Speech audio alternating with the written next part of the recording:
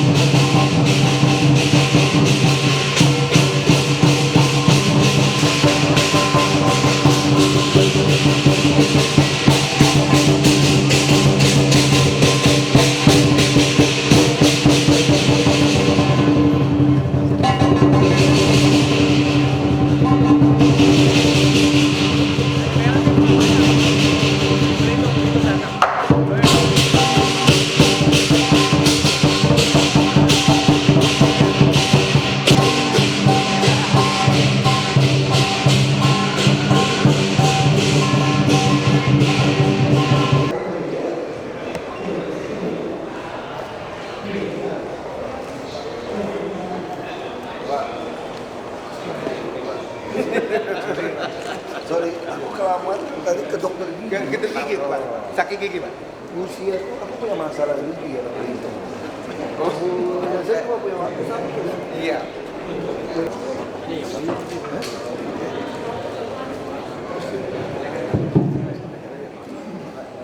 Terima kasih. Selamat datang Bapak Kuasa.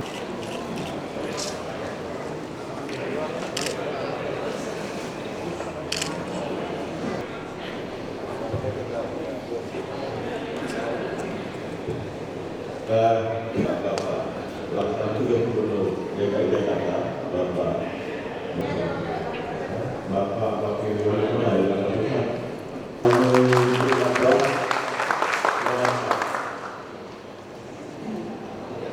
Halo.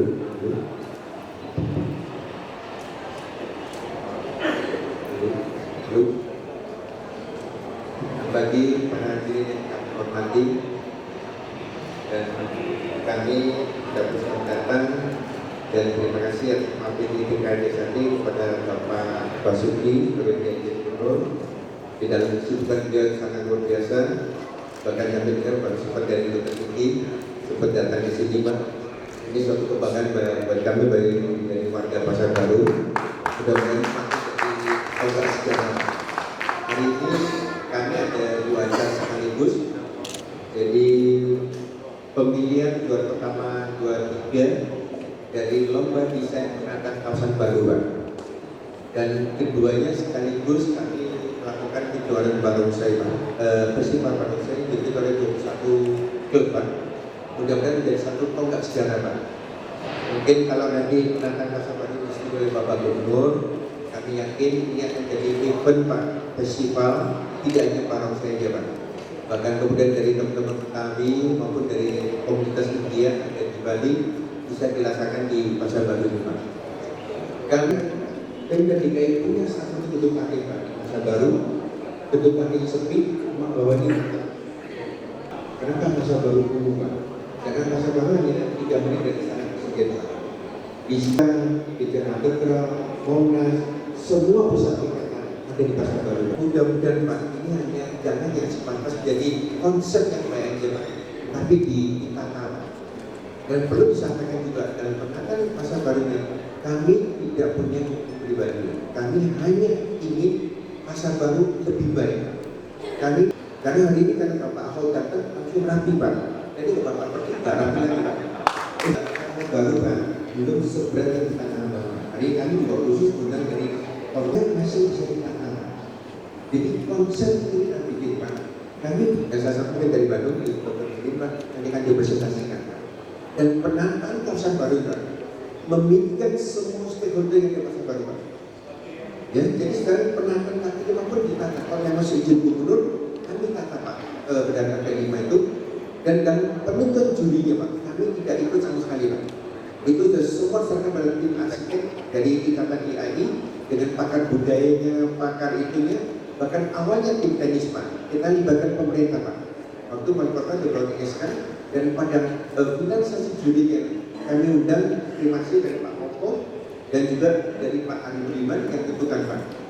Dan hari ini juga kami selalu datang semua dari teman-teman IAI dan hari ini tentukan juaranya Pak. Biarpun kalian mungkin bukan juara pemenangnya, tapi kalian telah berkontribusi kepada perkembangan tata kota Jakarta Pak. Jadi kami lebih Jakarta Pak, bukan yang Jakarta Baru Pak, tapi Jakarta Baru yang lebih baik Pak. Dan itu dari SPU bikin pembelajaran slogan Pak, hanya 100 meter satu berhentikan. Jadi nggak jadi kami minta dari pemenang lomba desain ini yang dilakukan 3 menit. Jadi pasar baru jangan dulu pasar lama karena waktunya nggak terlalu lama. Kami minta tolong persilakan film 3 menit yang sudah kami bikin Pak, supaya kita dapat gambaran. Ini film yang 3 menit ya, pasar baru itu.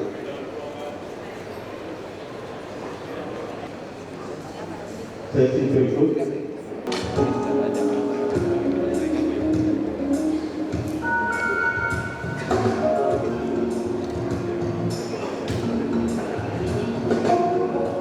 Pasar Baru dahulu dikenal dengan sebutan Pasar Baru. Pasar Baru didirikan oleh pemerintahan kolonial Belanda sebagai tempat berkumpulnya orang-orang kaya di Batavia. Pada masa itu, Pasar Baru merupakan kawasan elit yang dijadikan pusat perbelanjaan sekaligus tempat wisata. Pada masa jayanya, Pasar Baru juga merupakan tempat berkumpulnya berbagai kebudayaan dan etnis seperti India, Tionghoa, Belanda, dan Filipina. Hal itu menjadikan kawasan Pasar Baru semakin ramai.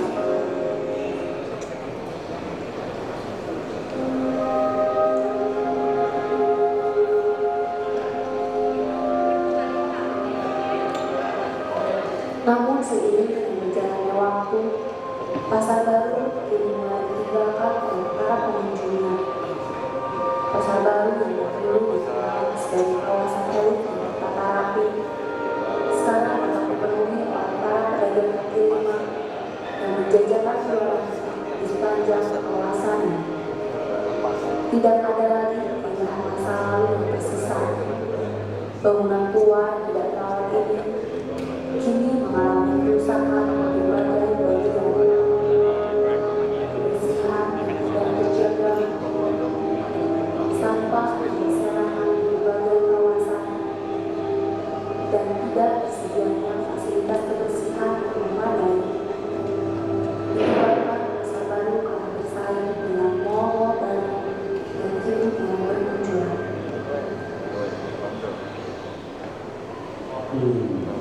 Indonesia jangan lama. Roy. Ruhinawan. Ya kan?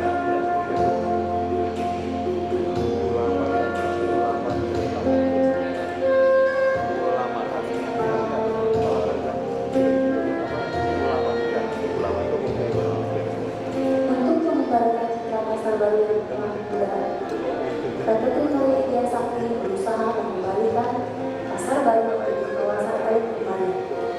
Toko-toko yang tertata rapi serta kebersihan yang dijaga akan memberikan keindahan tersendiri yang menjadikan para pengunjung betah berada di kawasan Pasar Baru.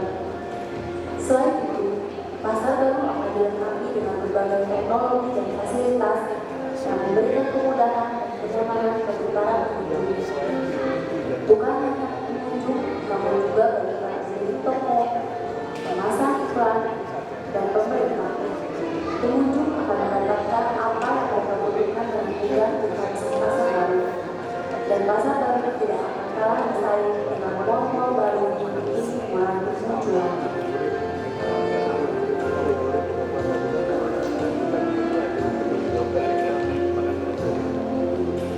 Dibangun dengan visual konsep, pengunjung Pasar Baru akan dimanjakan dengan kenyamanan berbelanja, baik di lantai 1 maupun lantai 2, yang menyediakan berbagai kebutuhan dari para pengunjung.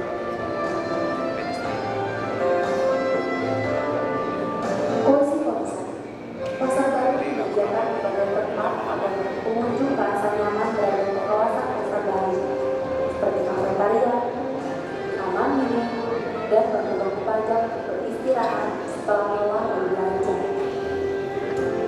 Modern rewel pasar baru menyediakan tempat strategis untuk para pemasang iklan dalam bentuk wallbox, hanging billboard, LCD monitor, dan lain-lain.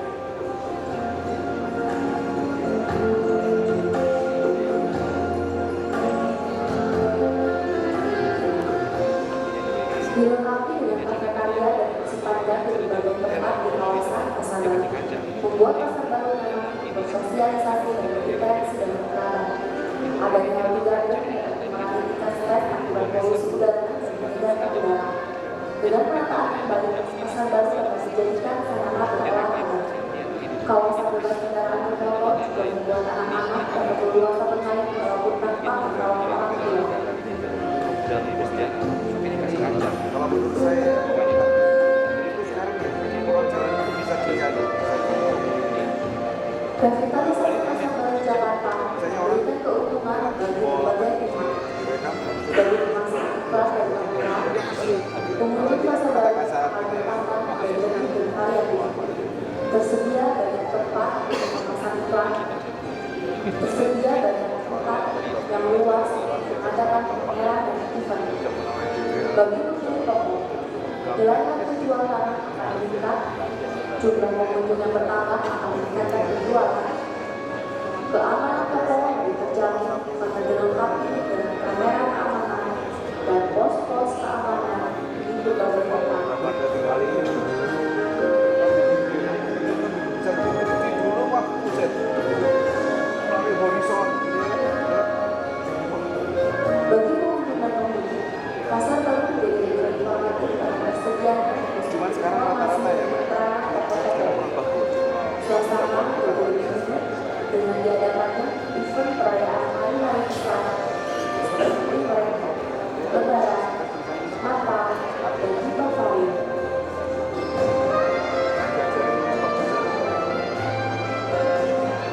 Bagi pedagang kaki lima, tersedianya event pasar malam jajanan dan rumah. Dan bagi pemerintah, pasar baru membuat tata ruang makan semakin baik dan meningkatkan sumber devisa bagi negara. Pasar baru dapat dijadikan objek pariwisata.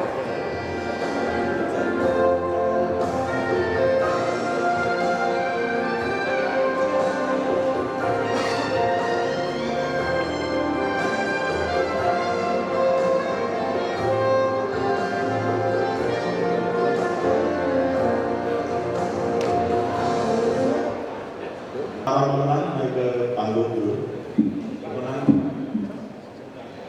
Pemenangnya naik ke panggung dulu. Kepada pemenang penghargaan kedua,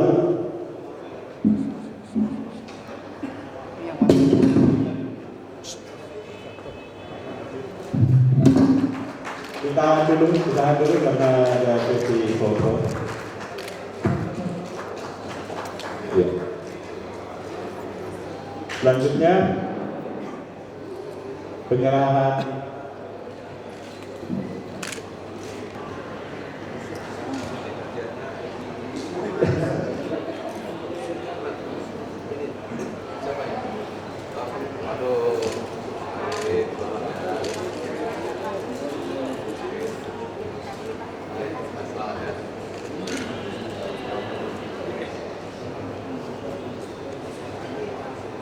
yang penting ini nih.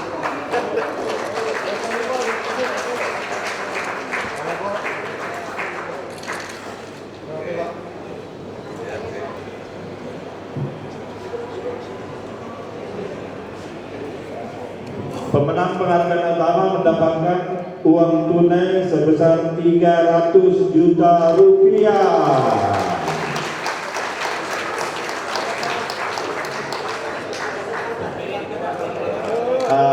Tahan dulu sesi fotonya.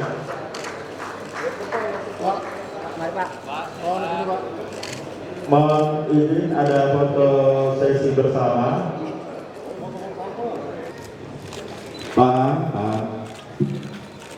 Pak, di tengah, Pak. Thank you. Oke, Pak. Thank you. Cukup. Terima kasih. saya hormati Ibu Henry, Ibu di sini pegang. Ya, yang saya hormati Bapak Asisten Pembangunan Sekda, Pak Monggo, Kepala Dinas Pariwisata, Pak Ari. Saya hormati juga ada Wakil Wali Kota. Saya hormati Ketua IKTA, Arsitek, Pak Stefanus. Pertama-tama saya mohon maaf atas keterlambatan yang tidak terduga. Saya sebenarnya Sabtu malas sekali pagi-pagi keluar. Saya hanya ada Sabtu untuk dokter. Karena berhitung masalahnya di gigi soalnya. Dan gigi susah. Bolak-baliknya itu capek gitu. Jadi mohon maaf untuk Bapak Ibu tunggu tadi. Jadi saya pengen batalkan, minta Pak Moko atau Silvi yang mewakili. Jadi katanya tunggu ya sudah, mau nunggu ya mau buat. Saya datang.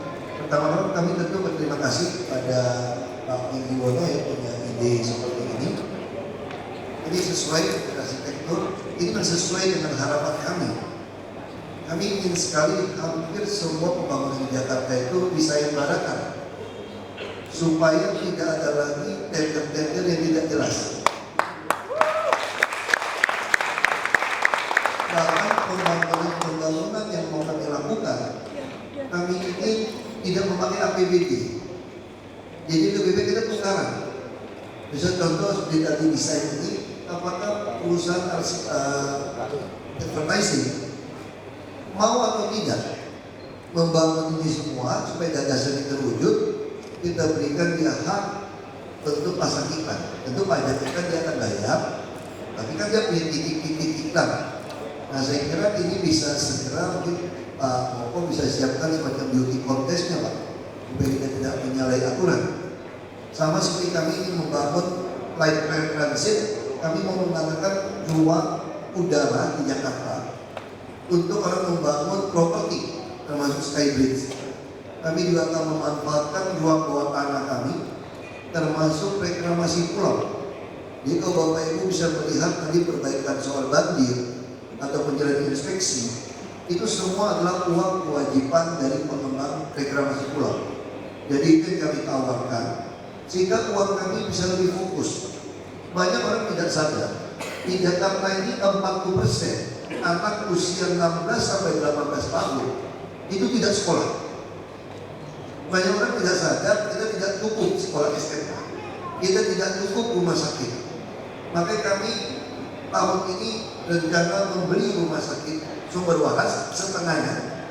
Karena ini juga kebiasaan dari para pengembang yang rumah sakit, yang pendidikan, yang besar-besar dia ubah menjadi mall. Contoh misalnya Yayasan Unpad dulu kan harusnya tidak ada tuh Citraland sebetulnya. Itu harusnya diperuntukkan untuk pendidikan. Tapi karena pengurus susah dia jual, alasan yayasan butuh uang, dia jual untuk membangun, pengembang dapat.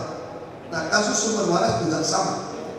Pengembang juga sama dari Pak Ciputra, mereka juga ingin membeli sebagian sumber waras untuk membangun rumah sakit sumber waras. Saya katakan tidak ada lagi perubahan peruntukan dari pendidikan ataupun dari kesehatan menjadi komersial, tidak ada lagi cerita itu. Tapi kalau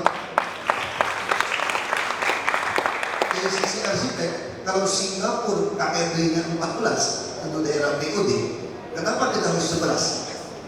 Kami pun mau 14, tetapi dengan syarat Anda harus kasih kami berapa meter persegi dari yang Anda dapat bonus KLB tadi. Untuk apa? Untuk menjadi hak and right kami. Karena Jakarta didesain beda dengan kota dunia yang lain. Ini mungkin teori saya bisa diperdebatkan. Bisa kita perdebatkan teori itu. Hak and right di seluruh dunia itu adanya di pinggir kota.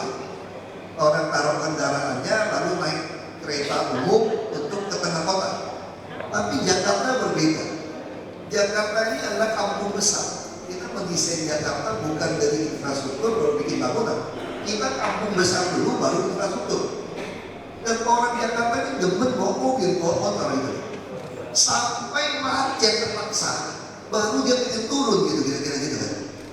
Jadi kami ingin merancang banyak hak and right di tengah kota. Dunia manapun tidak akan berani membeli tanah space membangun hak and right di tengah kota. Dan di di seluruh dunia nggak ada PKL yang begitu kacau dan begitu banyak seperti Jakarta. Kenapa begitu kacau? Bukan PKL-nya yang kacau, bajingan premannya yang kacau menjual lahan-lahan sini. Itu terjadi ormas-ormas tanda kutip yang kacau, mengutip. Nah, kami mau resmikan. Saya katakan negara tidak pernah kalah sama premanisme. Negara akan ada preman.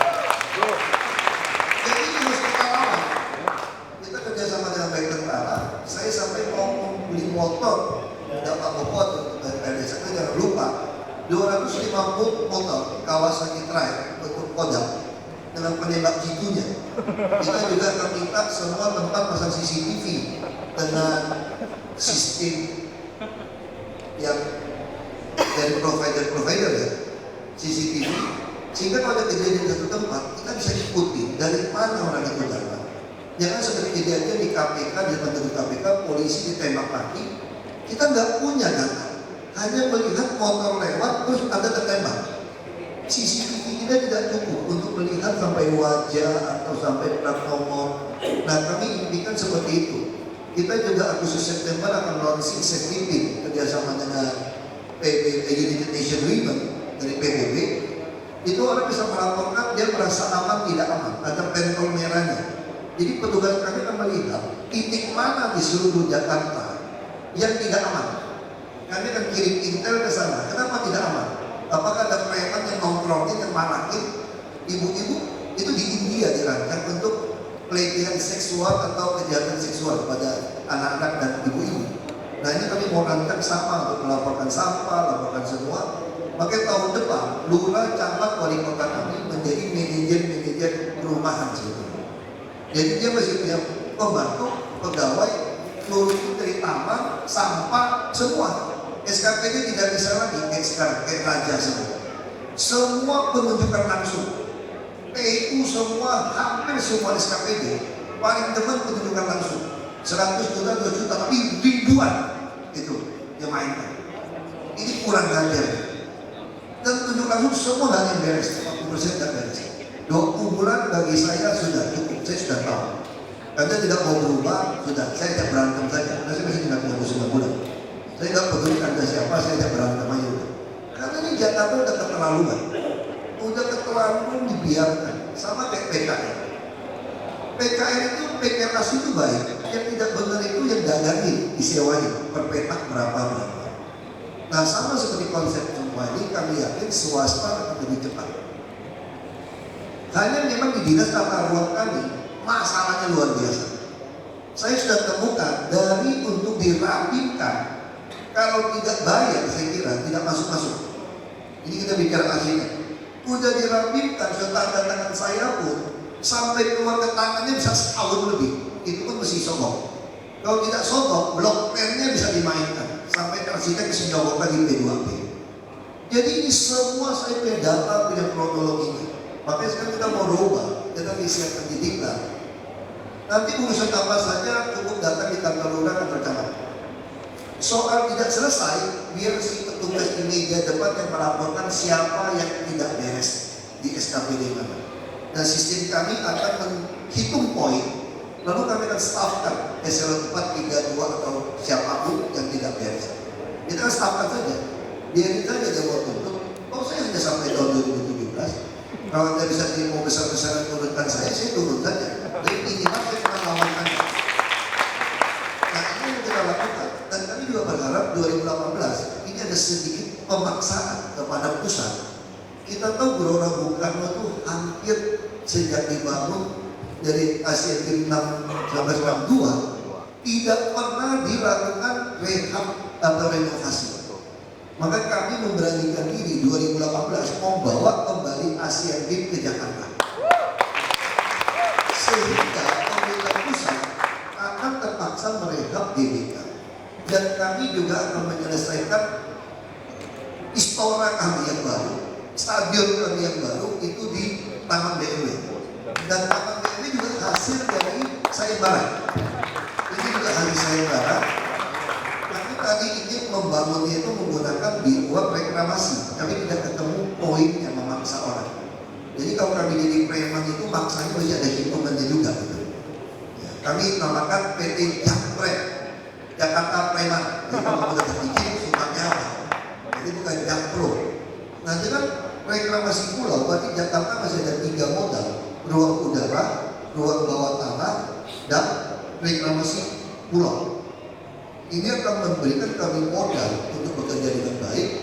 Kalau sistem ini semua jalan dengan baik, Jakarta pengen punya APBD di atas 120 triliun itu benar-benar banyak. Dan kalau kami juga akan membangun bandara Ali Sadikin International Airport di Marunda dari hasil reklamasi 2 pulau. Ini juga kita akan bikin kontestan. Tentu ini juga akan kami bangun dan masuk rampung tahun. Nah dengan model-model kerjasama ini seperti ini, kami yakin di Jakarta masih banyak pengusaha-pengusaha seperti Pak Yuwono yang punya hati, bukan kepentingan pribadi. Ini ada satu prinsip yang saya tahu, beberapa pengusaha mengusahakan kemajuan kesejahteraan kota, karena itu juga kesejahteraan kita hari ini. Jadi orang melakukan seperti ini akhirnya memberikan keuntungan juga. Misalnya contoh, kalau ini berhasil, tentu gedung ini jadi mahal juga, jadi berhasil. Tapi bukan berpikir mau berhasil dulu baru tunggu-tungguan. Sama seperti kota tua juga sama. Tapi lagi pikirkan tadi apakah bentuk kita ubah, kita akan maksa. Saya sudah lihat desain ini waktu datang. Ini persoalan kita adalah ini dimiliki pribadi-pribadi. Dan hak miliknya kita itu sampai Tuhan datang kedua kalinya, orang Kristen, kiamat misalnya gitu. Jadi lucu. Dan kita nggak bisa maksa. Nah, kami mau membuat pergub yang memaksa atau membuat perda yang memaksa seperti kota tua. Kalau Anda tidak membangun 10 kali PBB sampai kami sita. Kalau Anda mau rubah peruntukan ke komersial kami tidak kasih. Lalu bagaimana? Saya butuh uang dari sumber waras, kami beli. Kami anggarkan dalam 100 miliar tahun untuk membeli tanahnya. Jadi kita juga berpikir nanti, ini Pak Moko bisa pikirkan, Bu Sylvie bisa pikirkan. Kalau yang punya toko pasar baru, kita mau implementasikan ini stability kontes, mereka menolak, kita beli saja tokonya. Nanti kita pasaran lagi. Sebelum mumpung dia belum jadi bagus. Kalau jadi bagus, nilai appraisernya akan mahal. Nah sama seperti dulu Fatmawati, marah-marah sama saya, bahwa lapor saya ke polisi. Tanahnya akan turun setelah ada MRT. Saya bingung, teori dari mana? Seluruh dunia kalau dilewati transportasi massal itu tanahnya naik. Apa kita kasihkan bonus KMB? Kalau di POD bisa 14 KMB-nya. Dari mana? Itu cuma orang-orang yang nyolong, teman. Dia merasa terlalu dekat. Makanya dia nyolong GSB sebetulnya. Nyolong GSB, saya bilang begini aja deh. Mumpung belum turun harga tanah Anda, karena teorinya setelah jadi kan turun. Mumpung belum turun, jual kepada kami gitu. Sederhana kan? Tidak ada yang mau jual tuh kurang ajar itu. Jadi kadang-kadang argumentasi itu nggak masuk akal gitu.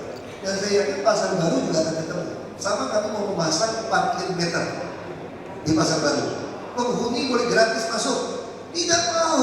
Kenapa? Karena preman itu dapat uang. Ada RT RW oknum mungkin ya, dia dapat uang. Pakai RT RW mau saya pecat ya, saya tunjukkan bayar gaji aja udah. Untuk apa dapat dari RT RW? Cuma malakin tanah aja, bikin-bikin itu jualan saja. Nah kita disiapkan dia pergubnya juga sama. Memang Jakarta ini menarik. Saya sangat semangat ngurus Jakarta karena perlawanannya agak kenceng gitu. Agak menarik gitu. Jadi ini menarik sekali. Ini menarik. Kalau adem-adem tuh kurang enak hidup gitu. Oke, ini perlawanan itu enak. Tapi saya yakin dengan kerjasama seperti ini, bantuan seperti ini akan sangat cepat. Saya sangat semangat, Jakarta akan sangat cepat. Kami lagi mau kejar, begitu yang Korea Selatan sumbangan di Ciliwung di Istiqlal beres, maka semua sungai di Jakarta akan kami buat bening seperti itu. Jadi semua datanya ada, termasuk bus tingkat. Saya sudah minta Pak Moko, beli bus tingkat yang banyak, mau 100 unit beli saja. Kasih gratis saja, dari Pasar Baru keliling sampai Kota Tua, Monas sampai Blok M. Bus tingkat gratis, yang 10 menit lewat. Kami lagi mau beli. Maka saya bilang tadi Bapak Lukas, teman lama saya ini Adi Putro ini, grupnya Adi Putro. Ini karosi bus kita ini lambat dari produksinya. Saya langsung beli cepat, pasti import dari Cina. Kalau saya mau bantu yang lokal, sampai saya keluar dari DKI pun belum selesai perselingkuhan itu. Itu masalah kita. Tapi dia selalu bilang iya, ya sama kayak sapi dan cukup-cukup. Kita ini baik laporan palsu di Jakarta sebetulnya. Sama seperti laporan kemiskinan hanya 3,7% di DKI. Itu palsu itu, tapi asli 3,7%. Kenapa? Angka kemiskinan hanya digunakan 2.500 kalori per hari. Kalau dikurus dengan uang sekarang bulan ini kira-kira 347.000. Jadi kalau Bapak Ibu penghasilan di atas 347.000, Bapak Ibu di atas garis kemiskinan. Ini namanya asli datanya, tapi palsu standarnya. PBB menggunakan standar $2 Amerika. Berarti kalau Bapak Ibu punya penghasilan 750.000, Bapak Ibu orang kaya di Jakarta. Kencing aja kagak cukup di Jakarta bayar. Kalau mau bayar itu gak masuk akal, lajang lagi. Makanya kami minta BPS ubah. Lalu banyak orang tidak tahu, katanya angka kemiskinan di Jakarta meningkat. Kenapa meningkat? Saya BPS, yang meningkat yang mana kasih tahu saya. Ternyata pendatang tanpa KTP DKI pun dihitung. Jadi ketika kami memberikan fasilitas yang lebih baik, pendatang Bogor, Depok, Bekasi datang, Tangerang, itu dihitung sebagai kemiskinan di Jakarta. Makanya saya tidak mau, saya bayar Anda saja. Tolong survei buat kami, siapa yang KTP DKI yang miskin, tapi standar kemiskinan itu gunakan UKHR. Jadi kalau kebutuhan hidup layak 2,4 juta lajang, maka harus kasih tahu saya, yang di bawah 2,4 juta itu miskin. Makanya Jakarta nanti datanya tahun depan mungkin di atas 50-60% orang miskin. Kaget. Ini Jakarta. Jadi ini yang mau kami selesaikan sebagai Pemprov dan kerjasama penanganan lokasi seperti ini. Pasar Baru jelas adalah salah satu permata kita. Jadi permata pilihannya DKI itu adalah Kota Tua dan Pasar Baru sebetulnya. Dan nyambung dengan Monas. Maka ini tidak boleh dilepaskan begitu saja. Saya kira ini harus segera bisa diimplementasikan. Kita cari celah-celah hukumnya. Kita gimana cara nekan orang-orang yang memang asal tidak mau ngeyel, tapi pokoknya nyusahin orang aja. Di Jakarta tuh banyak begitu. Saya tidak dapat, tidak apa-apa, tapi kamu juga tidak boleh dapat. Banyak model-model begitu. Nah ini yang harus kita lawan. Dan saya yakin kalau kita lawan bersama, ini pasti beres. Orang bilang saya agak arogan. Saya kira bukan arogan. Memang saya arogan. Kalau nggak begitu gimana selesai masalahnya? Karena Jakarta diomongin baik-baik nggak bisa. Kayak PKL di Monas. Kita pikir mau membuat inkubator di Monas, siapkan diri kerjasama dengan social group, ada 337 orang, dilatih semua. Lalu nanti kita siapkan ruang bawah tanah di Monas untuk memasukkan PKL, termasuk PKL di Tempodium sudah berhasil sekarang. Kita masukkan dia hanya bayar 20.000, tidak ada bayar sewa segala macam. Ini mulai jalan. PKL begitu banyak. Nah, udah kita kasih izin 2.800 PKL untuk buat PRJ Monas. Kita cek makanannya, kimianya semua kita cek. Tadi kita latih, pakai cek, atur semua untuk kita bagi ke taman, ke trotoar yang mana. Apa yang terjadi? Dijual lagi 3.000 lokasi yang baru. Saya bubar, udah langsung isi di petak, di pilok-pilok jualan apa satu Monas. Ya sudah, nggak apa-apa. Monas hancur 1 hari sama 6 hari sama dong perbaikannya. Ya sudah, biarin 6 hari aja hancur, nggak apa-apa, begini. Udah selesai 6 hari, tidak mau keluar. Mau keluarin celurit sama pisau. Makanya saya Satpol PP tembak aja, nggak usah repot-repot. Kalau kamu keluarin pisau lawan dia, kalau silatnya lebih hebat, kamu yang mati. Kalau silatmu lebih hebat, dia mati, bilang penganiayaan. Gak usah ribut, tembak aja. Gak usah pistol karet, pistol peluru tajam. Tembak yang pingsan aja udah. Nah itu juga mesti beli lagi Bang Sekda. Saya lihat beberapa Satpol PP kurang pistolnya Bang. Saya pengen semua Satpol PP bawa pistol untuk tembak listrik itu. Kalau pengen tembak jatuh pingsan daripada ngadu-ngadu silat. Nah itu beli aja yang banyak. Kalau beli glock kan nggak boleh, nanti repot nih kita beli glock. Nah ini minimal beli yang pistol tembak kayak model jarum gitu, tek kena oleh pingsan. Nah mudah-mudahan jatuhnya kan pas batu tajam. Nah akhirnya gara-gara batu nanti. Nah memang kami usahakan tidak ada lagi kekerasan. Saya diprotes, waktu kampanye janjinya tidak pakai pentungan, tidak pakai kekerasan. Iya, saya kan janji tidak pakai pentungan, tapi saya tidak janji tidak pakai pistol kan? Kan keras. Saya tidak janji tidak pentungan, saya sudah simpan di gudang. Semua disimpan, tadi pistol kami keluarkan sekarang. Ini nggak salah dong, saya mana janji palsunya? Enggak kok, sama sesuai janji. Dan sekali lagi kita harap Pasar Baru bisa jadi sebuah tempat yang saya pun mau datang belanja lagi. Karena saya sekolah SMA, S1, saya sampai S1 masih belanja di Pasar Baru. Tapi S2 sudah tidak, sudah ke mall ya. Tapi waktu SMA sampai S1 beli baju, sepatu, semua di Pasar Baru. Tahunya Pasar Baru. Jalan kaki pulang pun ke Pasar Baru. Saya sekolah di Bui, Senen. SMA mainnya ke Banteng, habis dari Mama Banteng belanja di sini. Jadi itu kita harap pemerintah ini satu tempat wisata yang sangat baik. Sekali lagi terima kasih kepada panitia Dewan Juri.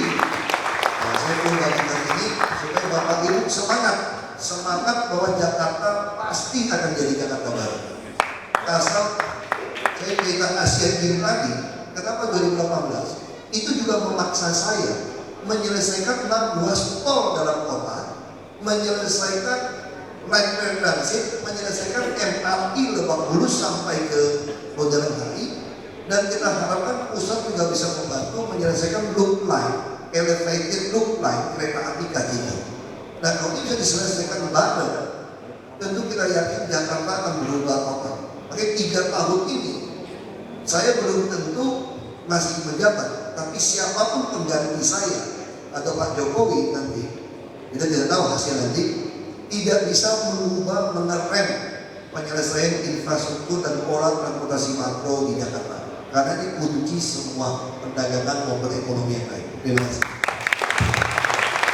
Terima kasih kepada Masyarakat Sudah Gubernur DKI Jakarta atas pesan-pesan dan kesannya terkait penataan kawasan Pasar Baru pada khususnya dan Jakarta pada umumnya.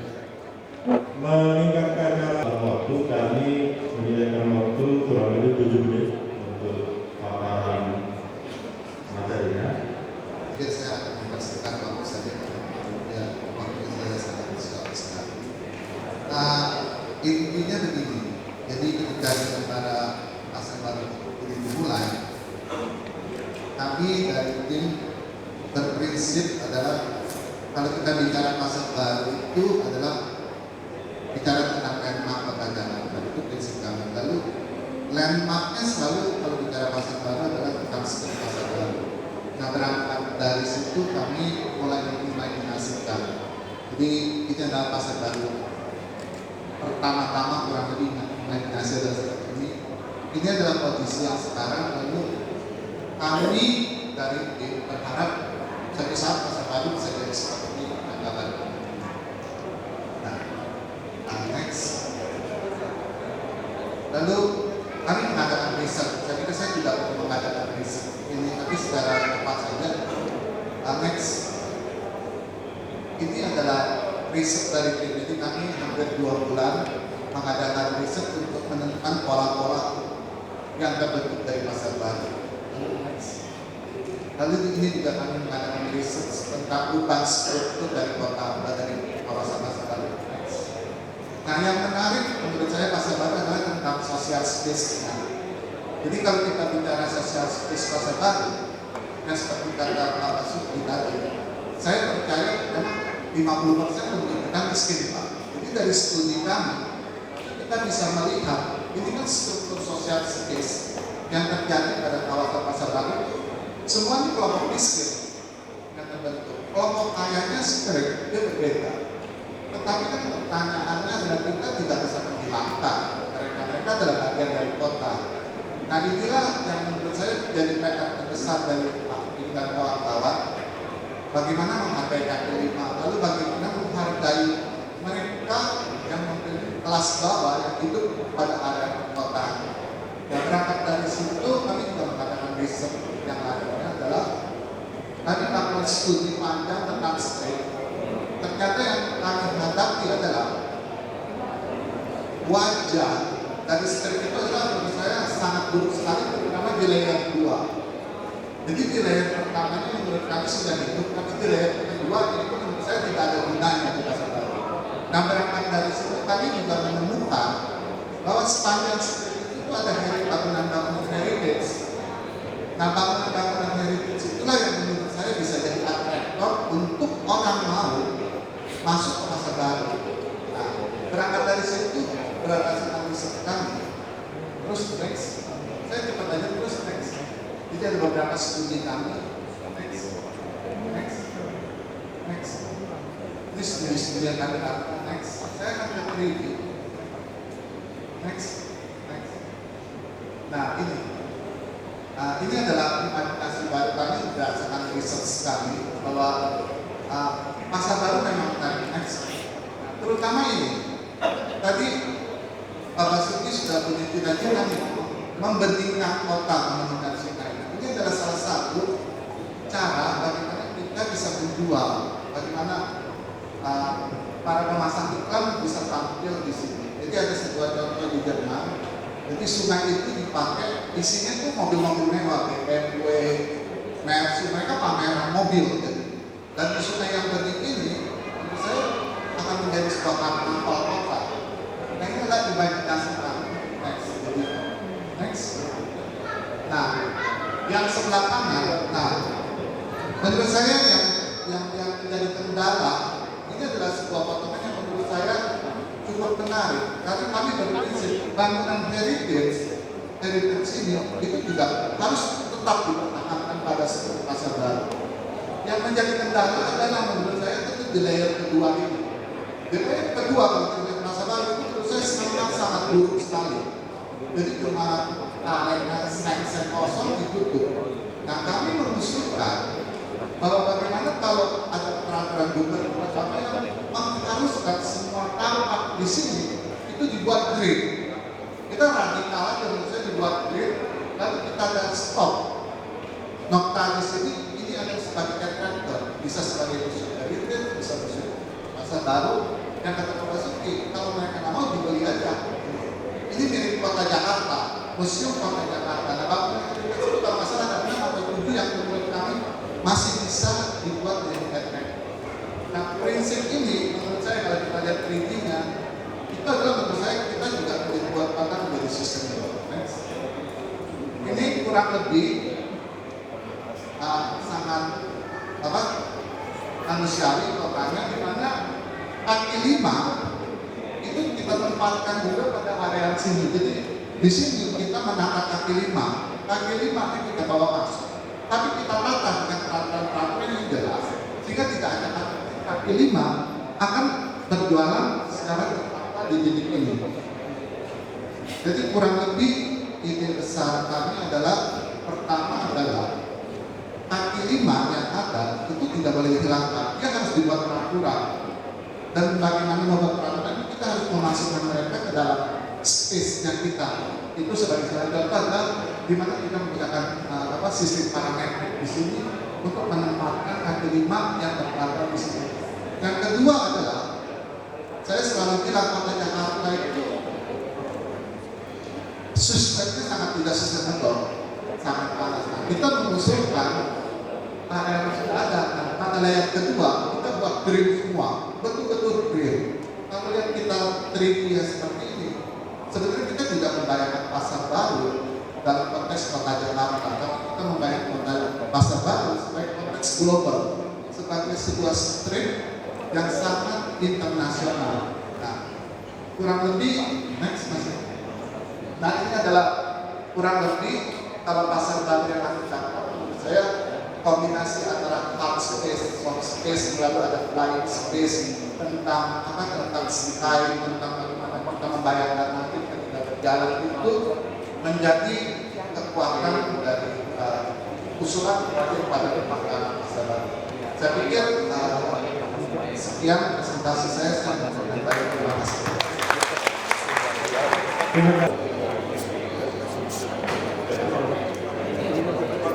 Bapak susunnya ke rumahnya mau foto.